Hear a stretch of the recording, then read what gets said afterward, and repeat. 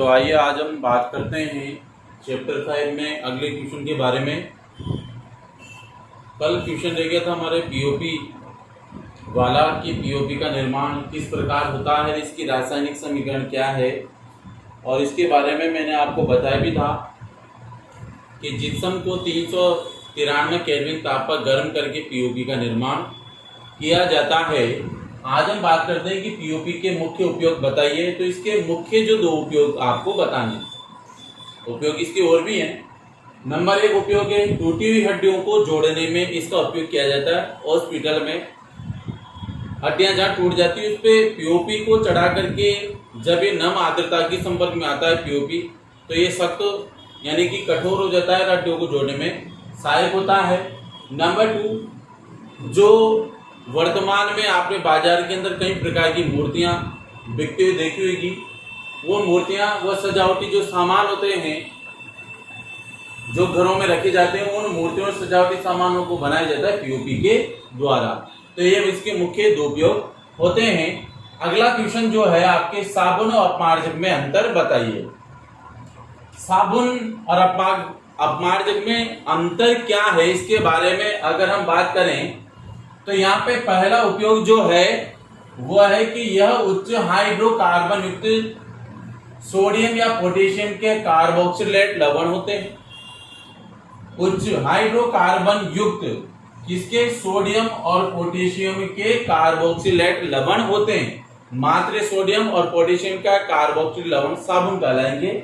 जबकि अपमार्जक यह उच्च हाइड्रोकार्बन युक्त सोडियम या पोटेशियम के सल्फेट या सल्फोनेट लवण होते हैं। तो इसमें डिफरेंस कहीं भी नहीं है। यहाँ पे सोडियम या पोटेशियम कार्बोक्सिलेट के लवण है और यही सोडियम और पोटेशियम किसके, सल्फेट या सल्फोनेट के लवण होते हैं। मात्र पीछे आपको पोटेशियम और सोडियम के पीछे इधर तो लगाना है कार्बोक्सिलेट साबुन में और उधर लगाना है सल्फेट या सल्फोनेट, जिसमें सल्फेट या सल्फोनेट लगाते ही तो बन जाएगा अपमार्जक, और सोडियम पोटेशियम के साथ कार्बोक्सिलेट लवण लगाते ही बन जाएगा साबुन। इतना ही अंतर है इसमें।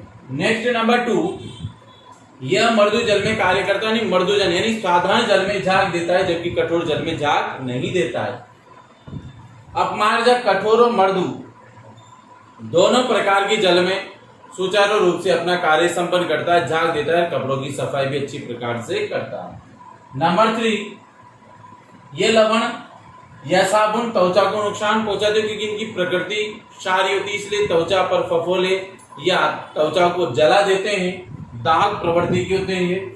जबकि अपमार्जक ये जो है त्वचा को बिल्कुल भी नुकसान नहीं पहुंचाते।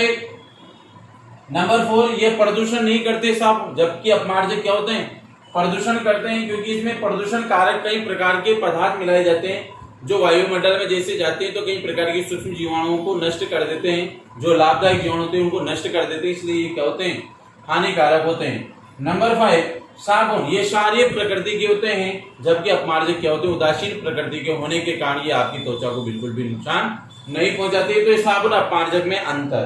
अब आता है नेक्स्ट क्वेश्चन आपके कि साबुन कठोर जल में झाग नहीं देते, जबकि अपमार्जक कठोर जल में झाग देते हैं। क्यों? तो देखिए, क्योंकि साबुन की बात करें, साबुन या क्योंकि कठोर जल में कैल्शियम और मैग्नीशियम के लवण क्या होते हैं, भारी जो जल होता है उसमें कैल्शियम और मैग्नीशियम के क्या होते हैं, लवण उपस्थित होने के कारण अघुलनशील कैल्शियम और मैग्नीशियम का संकुल यानी पदार्थ का क्या होता है, निर्माण होता है, वो घुलता नहीं है किसके अंदर, साबुन के अंदर। क्योंकि साबुन को जितना लगाओगे आप, कैल्शियम मैग्नीशियम ऐसे होते हैं जो साबुन के साथ नहीं घुल करके क्या होते हैं, इसके साथ स्कंदित होकर के अघुलनशील पदार्थ का निर्माण करते हैं। जबकि अपमार्जक में क्या होता है, ये कैल्शियम और मैग्नीशियम से क्रिया कर जल में घुलनशील पदार्थ बना देता है, इसलिए कठोर जल में अपमार्जक झाग देते हैं। यही कारण है कि साबुन कठोर जल में क्रिया नहीं करते, क्योंकि कठोर जल में कैल्शियम और मैग्नीशियम के दोनों प्रकार के आयन जो होते हैं या तत्व होते हैं, ये काफी मात्रा में होने के कारण साबुन इनको घोल नहीं पाता और अघुलनशील पदार्थ संकुल का निर्माण करता है, जबकि अपमार्जक इसको आसानी से घोल लेता है। नेक्स्ट क्वेश्चन है आपके, साबुन और अपमार्जक कपड़ों का शोधन हेतु कौन सी विधि का प्रयोग किया जाता है। तो देखिए मिशेल निर्माण विधि का उपयोग किया जाता है कपड़ों की सफाई के लिए, क्योंकि इसमें हाइड्रोकार्बन वाली एक संरचना होती है पूंछ इस प्रकार की, और आगे एक सिरा होता है।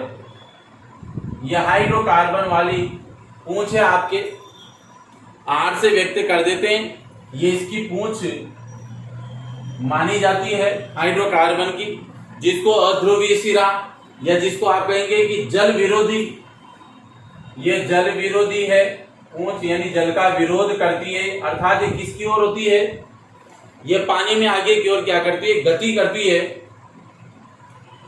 और अंदर की ओर उपस्थित होती है, यानी कि ये क्या करती है, आपके तेल या मैली गंदगी को क्या करती है, अपनी ओर खींच कर लाने का कार्य करती है। ये आपके कपड़ों में गंदगी की ओर उपस्थित होती है, जिसको आप क्या कहेंगे, जल विरोधी, अंदर की ओर उपस्थित होती है।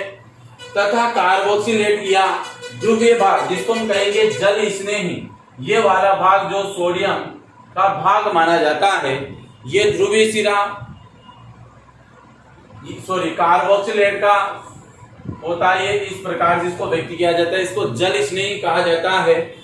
तो ये जल की ओर उपस्थित, तो ये क्या करती है, पूंछ, इस सिर वाले भाग, ये पानी की ओर भगता है, तो पानी की ओर गति करता है, तो ये पूंछ क्या करती है, कपड़ों से गंदगी को अपने साथ खींचकर पानी में लाकर घोल देती है, जिससे आपके कपड़े क्या होते हैं, साफ हो जाते हैं। इस प्रकार मिश्रण निर्माण में बाहर की ओर उपस्थित होती है जल स्नेही सिरा, तो ये जल में होता है, और ये कपड़ों की गंदगी की ओर होता है ये सिरा, जिसमें मिश्रण निर्माण की संरचना में विस्तार से अगले वीडियो में चर्चा करेंगे।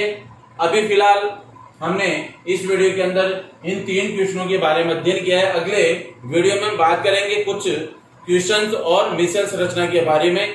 उसी के साथ आपका ये चैप्टर समाप्त हो जाएगा।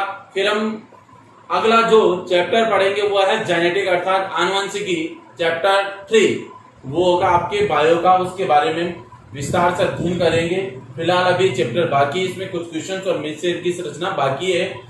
आप तब तक इन क्वेश्चनों को समझिए, आपके पास इनका विस्तार टॉपिक लिखा हुआ है, बट मैंने क्वेश्चन आपको बोर्ड के हिसाब से बना करके यहाँ पे सोल्व किए हैं।